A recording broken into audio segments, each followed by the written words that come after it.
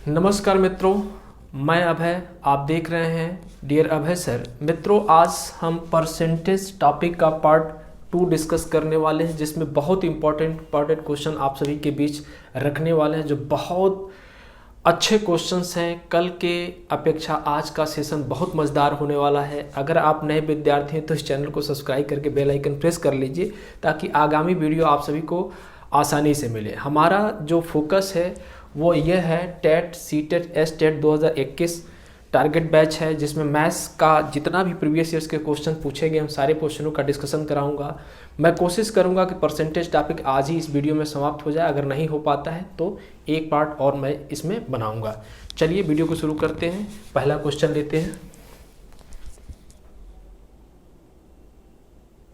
मेरे प्यारे विद्यार्थी, आप देख रहे हैं ये क्वेश्चन यूपी टेट 2011 में क्वेश्चन पूछा गया है। बहुत सिंपल क्वेश्चन है ये तो। अभी पहला क्वेश्चन मैं ले रहा हूँ। अभी आप देखिए कितने टफ क्वेश्चंस मैं कराता हूँ, लेकिन उसका सॉल्यूशन बहुत आसान है। आप आसानी से कर सकते हैं, कोई दिक्कत नहीं है। वीडियो पे अंत तक बने रहिए। कह रहा है कि 50 विद्यार्थियों की एक कक्षा में 40% लड़कियाँ हैं, तो कक्षा में लड़के कितने होंगे? तो एक तो तरीका ये है कि 50 का 40% ले लीजिए और वो लड़कियां हो जाएंगी, और उन लड़कियों को 50 में से घटा देंगे तो लड़के प्राप्त हो जाएंगे। चलिए दो तरीके से मैं इसको करके दिखाता हूँ। आप किसी भी अप्रोच को फॉलो कर सकते हैं। हम 50 विद्यार्थियों की कक्षा में 40% लड़कियाँ हैं, यानी इसका 40% हमने ले लिया। हमने बताया था कि 50 का 40% का मतलब के का मतलब होता है गुणा और बटे 100। आप देखिए 2 जीरो से 2 जीरो कैंसिल करिए, कितना आ रहा है 20। यानी टोटल नंबर ऑफ स्टूडेंट कितने थे भाई? टोटल नंबर ऑफ स्टूडेंट कितने थे?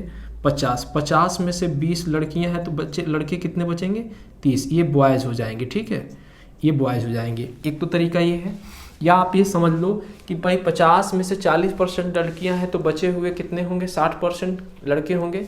तो 50 का 60% ले लेंगे तो सीधा बॉयज़ की संख्या आ जाएगी। यानी 50 का 60% बाई क्या करोगे? 100। 2 जीरो से 2 जीरो कैंसिल करोगे 30। तो देखिए यहाँ डायरेक्ट 30 आ रहा और यहाँ पे आपको घटाने के बाद आ रहा है। तो आप जिस तरीके से चाहें उस तरीके से कर सकते हैं। चलिए moving on, next question.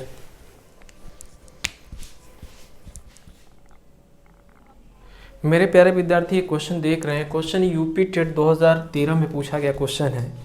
Question बिल्कुल सिंपल है, आप इसको मौखिक कर सकते हैं। अक्सर इसके लिए कुछ टीचर डायग्राम बनाते हैं और कुछ आपको इसको सॉल्व करके, तो आप अगर देखेंगे तो बिल्कुल सिंपल है। देखो मैं कैसे इसको सॉल्व करता हूँ। थोड़ा सा आपका अप्रोच परसेंटेज पे मजबूत होना चाहिए।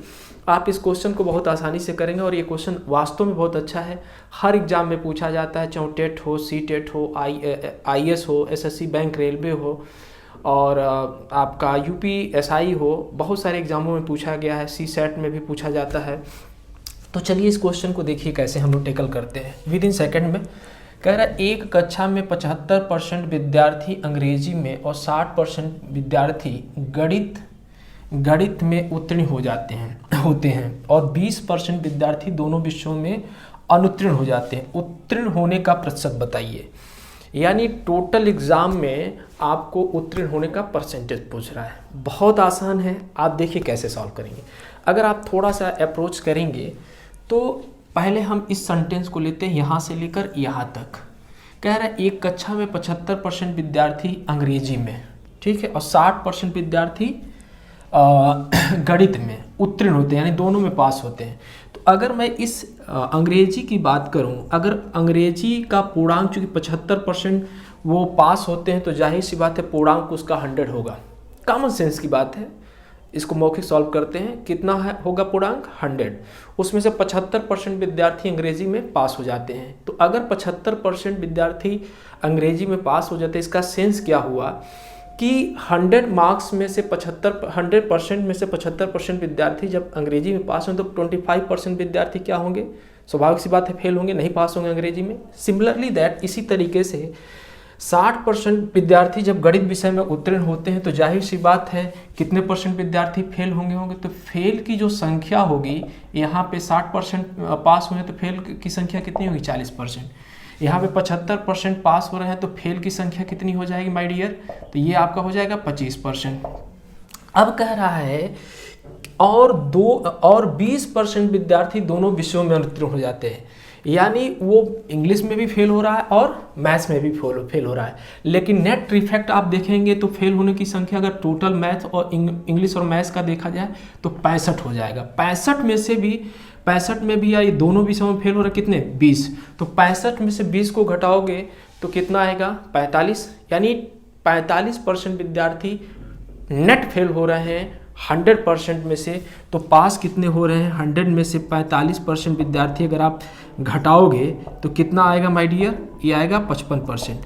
तो 55% इसका करेक्ट आंसर। इसको सॉल्व करने की ज़रूरत ही नहीं थी। आप इस तरीके से क्वेश्चन का आंसर देंगे तो मेरा दावा है कि आप बहुत अच्छा करेंगे। चलिए मूविंग ऑन नेक्स्ट क्वेश्चन। मेरे प्यारे विद्यार्थी, ये क्वेश्चन CTET 2014 में क्वेश्चन पूछा गया। क्वेश्चन बहुत सिंपल है। क्वेश्चन सारे सिंपल होते हैं, बस आप प्रयास नहीं करते। प्रयास करेंगे सारे क्वेश्चन लगेंगे। अगर नहीं लग पा रहे मेरे साथ जोड़िए। सारे वीडियो आप मेरे देखे, इससे पहले भी बहुत सारे वीडियो अपलोड किए गए हैं। सारे वीडियो को एक बार ज़रूर देख लीजिए, आपको लाभ ही होगा, नुकसान नहीं करेगा। और कुछ सीखने के लिए मिल रहा है, फर्जी के वीडियो नहीं है ना। तो चलिए इस वीडियो पर अंत तक बने रहे। देखिए इस क्वेश्चन को हम पहले मौखिक सॉल्व करते हैं और थॉट अप्रोच आपको डेवलप कराते हैं, फिर आपको थोड़ा सा इसको हम रिटर्न वर्क भी कर लेंगे। चलिए, कह रहा है A के पास B से 20% अधिक धन है और C के पास B से 20% अधिक धन है। ठीक है ना, दोनों में अधिक है। थोड़ा सा एक बार हम चेक कर लेते हैं क्वेश्चन कहीं मिस्टेक तो नहीं है। B ये मिस्टेक है, अधिक नहीं है, यहाँ पे क्या है, कम है।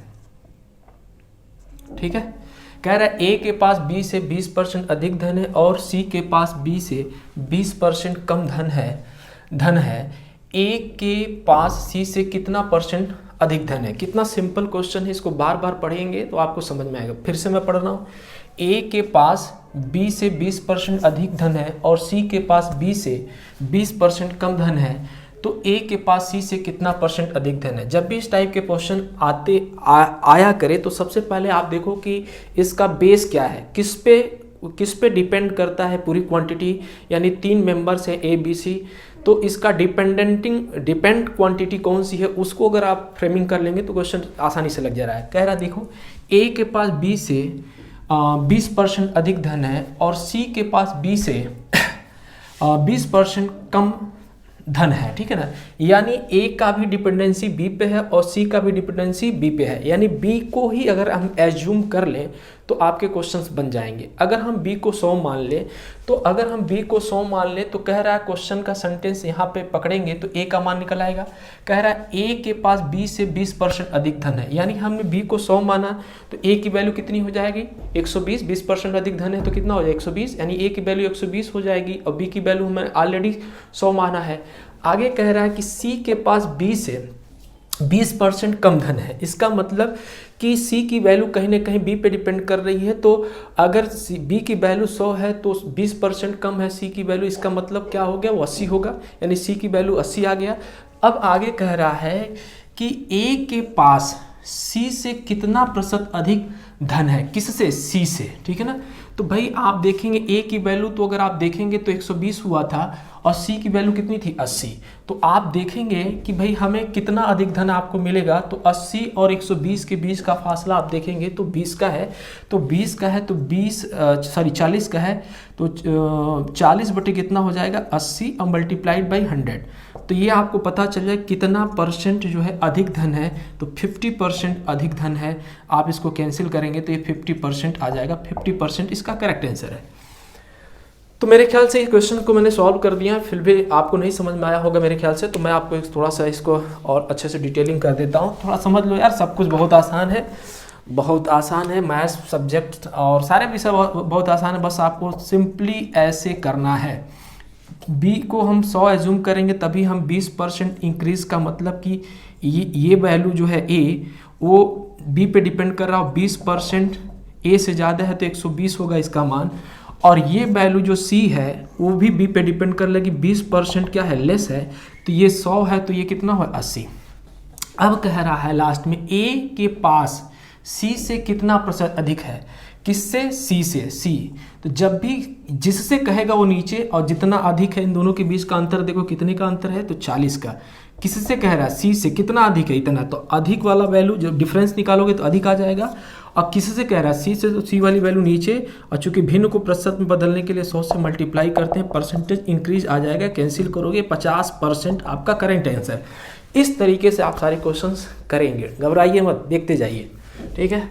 आगे बढ़ते हैं, बड़े अच्छे अच्छे क्वेश्चन लेने वाले हैं, टेंशन नहीं लेना है मेरे प्यारे विद्यार्थी। ये क्वेश्चन पूछा गया यूपी टेट 2014 में, बहुत सिंपल क्वेश्चन है, बस आपको देखना है, मेरे साथ बने रहना, विश्वास मानो बहुत मज़ा आने वाला, ठीक है। तो इस क्वेश्चन को कैसे सॉल्व करेंगे, ये क्वेश्चन ठीक प्रीवियस क्वेश्चन के ही तरीके से है, लेकिन इसमें थोड़ा सा सावधानी आपको बरतना होगा। ये नहीं कि डायरेक्ट उसी तरीके से, थोड़ा सा इसमें चीज़ें बदल दिया गया, लेकिन क्वेश्चन वही है। अगर आप मेरी बातों को समझ पा रहे होंगे तो आप इस क्वेश्चन को मौखिक कर सकते हैं। देखो कैसे हम सॉल्व करेंगे मौखिक, फिर थोड़ा हम डिटेलिंग करेंगे। चलो, कह रहा है ए की मासिक आय बी की आय से 20% अधिक है, बी की आय सी की आय का 30% है। यदि तीनों की सम्मिलित प्रतिमाह आय यहाँ पे आपका है 74,700 है, तो सी की आय क्या, ये क्वेश्चन पूछा गया है। तो बहुत आसान क्वेश्चन, कैसे हम मौखिक सॉल्व करेंगे। देखो थोड़ा सा अप्रोच तो डेवलप करना होगा, अगर आपको लोगों से आगे निकलना होगा, भीड़ से आगे निकलना होगा, तो अप्रोच डेवलप करना होगा। फिलहाल हम आपको बेसिक भी समझाएंगे। यह इस टाइप के क्वेश्चन में आपको डिपेंडेंसी देखना है कि किस पर पूरा क्वेश्चन डिपेंड है। तो कह रहा है ए की मासिक आय बी की आय से 20% अधिक है, बी की आय सी की आय का 30% है। यानी आपको देखना है कि बी की आय सी की आय का 30% है, ठीक है ना। तो यानी सी पे ही डिपेंड कर रहा है, सी से बी पर, सी की वैल्यू अगर पता चल जाए, बी की वैल्यू पता चल जाए, बी की वैल्यू पता चलेगा तो ए की वैल्यू पता चल जाएगा। तो चलिए, तो हम अगर सी की वैल्यू 100 मानेंगे तो बी की वैल्यू कितनी हो जाएगी, 30, क्योंकि बी की आय सी की आय का कितना है, 30% है। यानी अगर एक की इनकम सी की इनकम 100 होगी तो बी की इनकम कितनी हो जाएगी, 30। और कह रहा है बी की मासिक आय, सॉरी, ए की मासिक आय बी की आय से 20% अधिक है। यानी सी की मासिक आय 100 मानेंगे तो बी की मासिक आय कितनी हो जाएगी मेरे प्यारे भाई, 30 हो जाएगी, 30%। और उसके साथ कह रहा है कि ए की मासिक आय बी की मासिक आय से 20% अधिक है। यानी 30 का 20% निकालोगे मेरे प्यारे विद्यार्थी तो कितना हो जाएगा, 30 का 10% निकालोगे तो कितना हो जाएगा आपका, आप देख सकते हो 3 और उसमें दोगुना कर दो 6। यानी आपका इसका वैल्यू जो हो जाएगा वो आप देख रहे हैं किस पे डिपेंड कर रहा है, सी पे। तो कितना हो जाएगा मेरे प्यारे विद्यार्थी, तो आपका 36 हो जाएगा। ए की वैल्यू 36, बी की वैल्यू 30 और सी की वैल्यू कितना हो जाएगा, 100। तो टोटल जब आप ऐड करोगे तो ये आपका हो जाएगा 160, और 160 इक्वल टू कितना हो जाएगा, 74,700। और ये कितनी बार जाएगा, 166 गुणे 74,700। थोड़ा दिमाग से तो कैलकुलेट करना होगा, तो ये आपका आएगा, आपका आ जाएगा 450, ठीक है ना, 450 आ जाएगा। तो आपसे 100 की बात कर रहा है तो आपको 450 की बात कर रहा है, तो ये आपका करेक्ट आंसर कैसे, 450। देखिए कैसे, आप थोड़ा सा हम इसको डिटेलिंग कर देना आपको कैसे। देखिए ए है, बी है, सी है ना। तो अगर सी की वैल्यू 100 मानेंगे तो ये इसका 30% होगी, बी की आय सी की आय का 30% होगा। 30% ए जो है बी पे डिपेंड करो, 20% अधिक है, तो 30% का 20% निकालोगे तो कितना हो जाएगा, 36। तो आप इसको ऐड करो तो देखो 36 और 30 आपका कितना हो जाएगा, 66, और 66 और 100 कितना हो जाएगा, 166। 166 इक्वल टू आपका कितना, 74,700। इसलिए एक इक्वल टू आपका कितना हो जाएगा माय डियर, 450। इसलिए 100 पे, चूंकि सी का मान पूछ रहा है ना, सी की आय कितनी है, तो 100 सी की आय है तो सी तो 00 इसमें बढ़ जाएगा, इसलिए इसका हो जाएगा आपका ये देखिए 45,000 इसका करेक्ट आंसर है। This will be answer. तो आपको ये समझ में आ गया होगा। Moving on next question. मेरे प्यारे विद्यार्थी, ये क्वेश्चन यूपी टेट 2016 में पूछा गया है। क्वेश्चन में कह रहा है पहले संख्या 350 को 20% बढ़ाया जाता है, पुनः 20% कम कर दिया जाता है, प्रतिशत वृद्धि या कमी। जब भी किसी फिक्स अमाउंट में जितना बढ़ाया जाता है उतना ही कम कर दिया जाता है, तो हमेशा याद रखना, हमेशा कमी होता है। और कितना कमी होता है, जो वैल्यू बढ़ाई जा रही है, सेम वैल्यू 20% बढ़ाया जा रहा है, 20% घटाया जाता है, तो उसका स्क्वायर कर लो। उसका स्क्वायर करके आप 100 से आप क्या करेंगे, डिवाइड कर देंगे। तो अगर 20 का स्क्वायर करोगे तो कितना हो जाएगा माय डियर, 400। और 400 बटे कितना हो जाएगा, 100। और 400/100 मीन्स 4 हो जाएगा, हमेशा कमी होता है इसलिए -4 हो जाएगा इसका आंसर। तो यहाँ पे कमी ही होगा और यही इसका करेक्ट आंसर होगा 4%, ठीक है ना। बाकी और सारे ऑप्शन बिल्कुल नहीं होंगे, इसको सॉल्व करने की ज़रूरत नहीं है, क्वेश्चन कर सकते हो, सॉल्व करोगे तो टाइम ज़्यादा लगेगा। Moving on.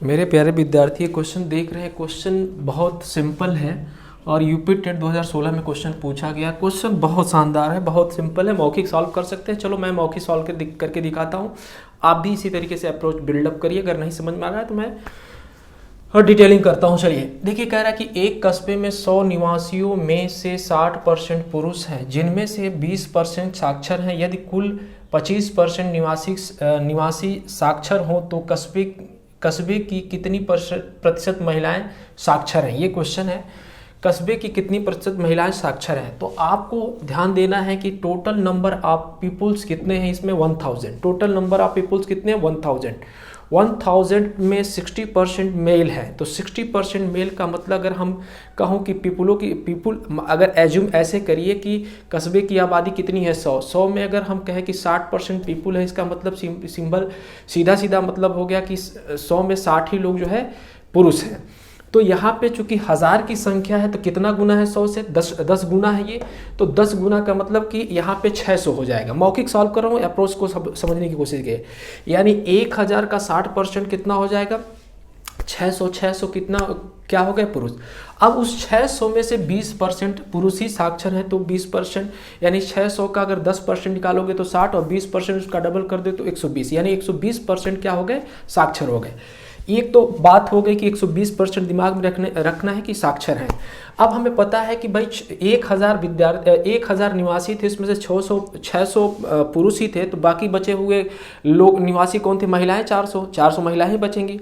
अब कह रहा है कि 25% कुल निवासियों में से 25% जो है साक्षर है। तो भाई 100 पर अगर हम 100 का 25% निकालें तो आपका 25 हो जाएगा। 1000 पे कितना हो जाएगा, 25% निकालोगे 250, यानी टोटल नंबर ऑफ पर्सन जो उसमें साक्षर हैं, एजुकेटेड हैं, वो कितना हो गया, 250। तो 250 में से ऑलरेडी आपको पता है कि 160 बंदे जो है वो क्या हैं, मैन जो है एजुकेटेड है। तो 250 में से 160 को घटाओगे मेरे प्यारे विद्यार्थी, 120 को, तो कितना बचेगा आपका, 130। 250 में से 120 को घटाओ तो कितना बचेगा आपका, 130। और 130 किस पर, 400 पर। तो 130 400 पे, यानी आपको 130/400 मल्टीप्लाइड बाई 100 करना है। तो आपकी जो वैल्यू आएगी वो 32 दशमलव समथिंग करके आएगा, 32 दशमलव समथिंग ये करके 32.5। चलिए कैसे हम सॉल्व करते हैं, थोड़ा सा डिटेल करते हैं। देखिए टोटल नंबर आप जो बंदे हैं वो इसमें मेल हैं और फीमेल हैं, ठीक है ना, ये दोनों हैं। अब इसमें कह रहा है कि 60% जो बंदे हैं वो मेल हैं। तो भाई 60% निकालोगे तो कितने पुरुषों की संख्या हो जाएगी, 600। और 600 में भी जो एजुकेटेड हैं वो कितने हैं, 600 का 20%, यानी 10% इसका हो जाएगा 60 और 20% कितना हो, 120। यानी इतने बंदे जो हैं 600 में भी आपको एजुकेटेड हैं। अब देखो 1000 में से जब 600 को घटा दोगे तो महिलाओं की संख्या कितनी हो जाएगी, वोमेन की, फीमेल की, यानी फीमेल की संख्या कितनी हो जाएगी माय डियर, तो 400, ठीक है। तो अब 400 तो हो गया, लेकिन क्वेश्चन में कह रहा है कि टोटल नंबर ऑफ पीपुल्स में से 25% ही क्या है, साक्षर हैं, यानी एजुकेटेड हैं। तो भाई इसके 25% एजुकेटेड हैं, तो 25% कितना हो जाएगा, 250। तो 250 में आपके मेल भी आएंगे और फीमेल भी आएंगे। मेल की संख्या कितनी है, मेल एजुकेटेड संख्या कितनी है, 120। तो बाकी जो रिमेन्स बचेंगे वो किसकी संख्या हो जाएगी माय डियर, 120 इसमें से घटाओगे तो कितना आ जाए, 130। ये वुमेन एजुकेट वाली महिलाएं आ जाएंगी। अब कह रहा है कि कितनी प्रतिशत महिलाएं साक्षर हैं महिलाओं में, तो महिलाएं कितनी हैं पूरे पीपुल्स में से, 400 में कितनी महिलाएं जो हैं साक्षर हैं, 130। तो आप लिखेंगे percentage increase equal to 130, percentage निकालना है, इंक्रीज डिक्रीज नहीं निकालना है। तो ये आपका हो जाए 130/400 मल्टीप्लाइड बाई 100। जब आप इसको कैलकुलेट करोगे तो 32.5 इसका करेक्ट आंसर आ जाएगा। ये इसका आंसर है। मेरे ख्याल से आपको ये समझ में आया होगा। आगे बढ़ते हैं, मूविंग ऑन नेक्स्ट क्वेश्चन।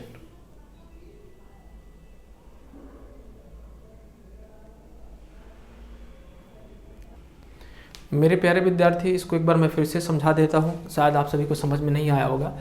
कह रहा है एक कस्बे के 100 निवासियों में से 60% पुरुष हैं। देखिए 100 निवासी हैं, इसमें से 60% पुरुष का मतलब हमने 600 इसमें से पुरुष हो गए। अगर 1000 का 60% निकालोगे तो 600। अब कह रहा है कि जिनमें से 20% साक्षर हैं, यानी 600 का 20% निकालोगे तो कितना आ जाएगा, 120, यानी ये साक्षर हैं। फिर आगे कह रहा है कि कुल निवासी 25% साक्षर, यानी 1000 का आप 25% जब आप निकालेंगे, 25% जो ये निकाला हूँ, तो कितना आएगा, 250। 250 में से ऑलरेडी पुरुषों की संख्या जो 120 जो साक्षर हैं, इसमें से इसको घटाओगे तो महिलाओं की संख्या आ जाएगा कि महिलाएं कितनी साक्षर हैं। तो WE का मतलब, W मीन्स वोमेन और E का मतलब एजुकेटेड। एजुकेटेड महिलाएं जो हैं 130 है। कितने में से, 400। 400 कहाँ से आया, 600 जब पुरुष हो गए तो बचेंगे कितने, 400। तो 400 के बिहार पे 130 जो महिलाएं हैं वो एजुकेटेड हैं, तो इसका परसेंटेज निकालेंगे तो 130/400 मल्टीप्लाइड बाई 100, और इसको सिंप्लीफाई करोगे तो 32.5 आ जाएगा। यही इसका आंसर है। चलिए मूविंग ऑन नेक्स्ट क्वेश्चन।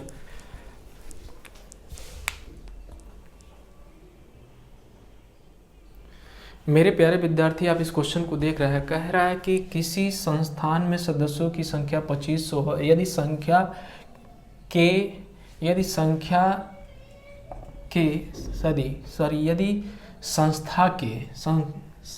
संस्था है, ठीक है ना, संस्था है, संख्या हो गया है संस्था। यदि संस्था के पहले वर्ष में 10% बढ़ती है और दूसरे वर्ष में 10% घट जाती है, तो दोनों वर्षों के बाद सदस्यों की संख्या की वृद्धि या कमी क्या होगी, ये क्वेश्चन है। किसी संस्था में सदस्यों की संख्या 2500 है।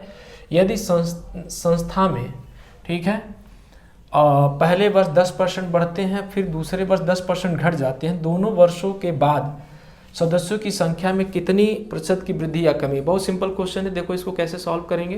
क्वेश्चन ये मौखिक ही लग जाएगा। कैसे भाई, इनिशियल वैल्यू कितनी है, 200, 250 का 10% ले लो मेरे भाई, तो 250 का 10% ले लो। 10% बढ़ जा रहा है, सॉरी, तो 10% बढ़ जा रहा है, तो आपका कितना हो जाएगा, 110।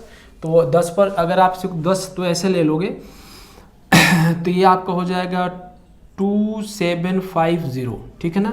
यानी इसका जब 110% बढ़ने का मतलब, अगर 10% इसका बढ़ा हुआ निकालोगे तो कितना आ जाएगा, 2750, ठीक है। कैसे हुआ ज़रा हम आपको समझाने की कोशिश करते हैं। 2500 का 10% बढ़ने का मतलब 110 बटे कितना हो जाए, 100, और इससे इसको कैंसिल कर दोगे और ये कितना आ जाएगा, 2750, ठीक है।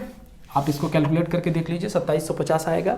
अब कह रहा है कि दूसरे वर्ष 10% घट जा रहा है, यानी ये जो बढ़ी हुई वैल्यू है इसमें 10% माइनस हो जा रहा है, यानी 90 हो गया, ठीक है। 20 से 20 कैंसिल करोगे तो देखो 9 का इसमें मल्टीप्लाई करो, 9 पचे 45, 4 हो गया, और 9 सत्ते 63, और 63, और आप जो है 4 ऐड कर देंगे तो यहाँ पे कितना हो जाएगा, ठीक है, 7 हो गया, और 9 दूनी 18, 6 24, ठीक है। तो वैल्यू कितनी थी, 2500 इनिशियल में, अब कितनी होगी, 2475। तो कितनी वैल्यू घटी मेरे माय डियर, तो आप देख रहे हैं ये 25 सदस्य घट गए, इसलिए इसका आंसर हो जाएगा ये। तो ये सिंपल क्वेश्चन था, आप ऐसे भी कर सकते थे, थोड़ा सा कैलकुलेटेड था, थोड़ा सा आपको ध्यान देने की जरूरत थी। आगे मूविंग। मेरे प्यारे विद्यार्थी, ये क्वेश्चन बहुत पॉपुलर है, हर एग्जाम में पूछा जाता है। SSC, bank, railway, TET, CTET, STET, IAS, PCS, किसी भी एग्जाम में इस तरीके के क्वेश्चन पूछे जाते हैं। तो इस टाइप के बहुत सारे क्वेश्चन भरे पड़े, मैं एक ही क्वेश्चन कराता हूँ, आप ये समझ लीजिए, यही फार्मूला लगा, ऐसे सॉल्व करेंगे। विदाउट फार्मूला भी सॉल्व कर सकते हैं आप, बस इसको देखते जाइए कैसे सॉल्व करना। एक तो फार्मूला होता है परसेंटेज इंक्रीजिंग और decreasing equal to A + B + AB upon क्या हो जाएगा, 100। तो कह रहा है कि एक वर्गाकार कागज की आसन्न भुजाओं को क्रमशः 20%, 40% घटाया जाता है। विथ साइन आप वैल्यू फिट करिए -20, -40, 800 अपान कितना हो जाएगा 100। इससे इसको कैंसिल करिए तो ये कितना हो जाएगा, इसको इसमें ऐड करिए 60% और +8, तो आप इसमें से देखेंगे 52%। चूँकि ये माइनस साइन है इसलिए घट रहा है, तो इसका ये करेक्ट आंसर हो जाएगा। ये एक तो तरीका ये है कि a+b में विथ साइन वैल्यू फिट कर देंगे, आपका सारे रिजल्ट आ जाएगा। दूसरा तरीका क्या है, इसको मौखिक भी हम लोग मतलब इसको थोड़ा सा फ्रैक्शन मेथड से सॉल्व कर सकते हैं। क्वेश्चन सॉल्व करने के बहुत सारे तरीके हैं। शुरुआत में आप देखिए, मान लिया कि इसकी अगर फ्रैक्शन वैल्यू कहें कि भाई 20% का, तो पहले वैल्यू 5 था, अब वो घट के कितना हो गया 4, घट रहा है ना। और पहले वैल्यू ये कितना था 5, अब घट के कितना हो गया 3, ठीक है। तो जब घट के 3 हो गया माय डियर, तो अब आप देख रहे हैं कि वैल्यू कितना घट गया। तो आप देख सकते हैं इसको मल्टीप्लाई करिए तो ये कितना हो जाए 25, और इसको मल्टीप्लाई करेंगे तो कितना हो जाएगा 18 हो जाएगा, 12 हो जाएगा, ठीक। तो 25 में से 12 को सब्ट्रैक्ट कर लो मेरे प्यारे विद्यार्थी, तो कितना आएगा 13, और यहाँ पे कितना आ जाएगा 13, ठीक है ना। तो इसमें से 5 में से 2 को घटाओगे कितना आएगा 3, और इसमें से 1 को घटाओगे 13, यानी वैल्यू कितनी थी 25, और कितना डिफरेंस आ रहा है 13 बटे कितना हो जाएगा 25 मल्टीप्लाइड बाई कितना हो जाएगा 100। फ्रैक्शन में आपको करना है, ठीक है।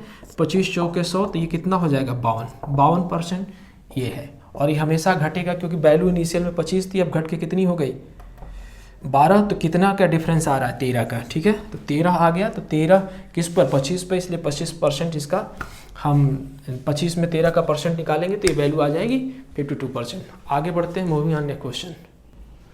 मेरे भाई आप देख सकते हैं क्वेश्चन 2017 में पूछा गया है, यूपी 2017 में क्वेश्चन पूछा गया, यूपी टेट 2017 कह रहा है। ये बहुत पॉपुलर क्वेश्चन है, हर बुक में मिल जाएगा, और ये question IAS, PCS, SSC, bank trade में सब में पूछता है, ठीक है। आप घबराइए मत, देखिए इस क्वेश्चन का विदिन सेकंड सोल्यूशन क्या है। कह रहे A का वेतन B के वेतन से 25% अधिक है। भाई अगर B की वैल्यू 100 होगी तो A की वैल्यू कितना हो जाए 125 कह रहा है। तो B का वेतन A के वेतन से कितना परसेंट कम है, किससे, A से। तो A हमने अभी बताया था कि जिससे पूछा जाए वो नीचे रहेगा, और इन दोनों का डिफरेंस 25 का डिफरेंस आ रहा है, मल्टीप्लाइड बाई 100, ये परसेंट वैल्यू हो जाएगा, ठीक है। तो आप देख रहे हैं कितना परसेंट कम है, तो 1% कम, इससे कैंसिल करें 25 × 125, और ये कितना हो जाएगा 20% इसका करेक्ट आंसर होगा, 20% कम होगा। ऐसे बहुत सारे क्वेश्चन अलग अलग फॉर्मेट में पूछे जाते हैं, तो आप इस टाइप के क्वेश्चन को कर सकते हैं, ठीक है। तो इस तरीके के क्वेश्चन का यही सोल्यूशन है, इसमें बढ़ा घटा दोनों तरीके से पूछता है क्वेश्चन, ठीक है। तो मेरे ख्याल से आपको ये चीज़ें समझ में आ रहा होगा, ठीक है। तो इस तरीके से जितने क्वेश्चन थे लगभग जो इम्पोर्टेंट क्वेश्चन थे मैंने करा दिया, ठीक है। तो इस चैनल को सब्सक्राइब करके बेल आइकन प्रेस कर लीजिए, अच्छा लगे तो। कोई भी अगर आपको डाउट्स है या कोई दिक्कत है तो आप मुझसे कमेंट करके पूछ सकते हैं कोई भी क्वेश्चंस। कमेंट बॉक्स आपके इस वीडियो की जस्ट नीचे होगा, आप देखेंगे तो आपको लिखेगा कि कमेंट हेयर, तो आप वहाँ पे कमेंट कर सकते हैं, और लाइक करके सब्सक्राइब जरूर कर लीजिए। आगामी वीडियो हम आपको नए टॉपिक के साथ मिलते हैं। और हमारा ये जितने भी क्वेश्चन थे, ये टेट, सीटेट, एस्टेट के लिए, UPSI के लिए भी हम फ्री ऑफ कास्ट जितने भी प्रीवियस ईयर्स में क्वेश्चन पूछे गए हैं, यूनिक मेथड हम आपको देंगे। जो जनरल मेथड हैं, आपको जिस तरीके से आप आसानी से क्वेश्चन को टैकल कर सकते हो, सारी चीज़ें बताएंगे। इससे पहले बहुत सारे मेरे वीडियो हैं, आप सारे वीडियो को देखिए, अच्छा लगे तो लाइक शेयर सब्सक्राइब जरूर करिए, अपने ग्रुपों में शेयर करिए। तब तक के लिए धन्यवाद, जय हिंद।